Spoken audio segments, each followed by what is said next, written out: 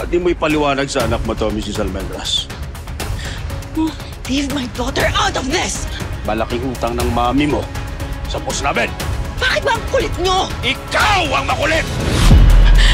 Wag po, please. Maawa po kayo sa mami ko, please, wag. Maganda tong anak mo. Makinis.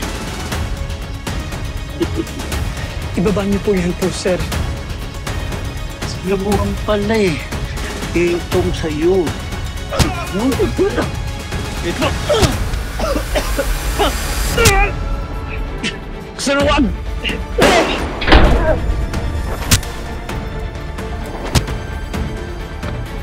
Lahat na ha? 1,000,000 piso. Kailangan ko within 24 hours. Baka naman panahon na.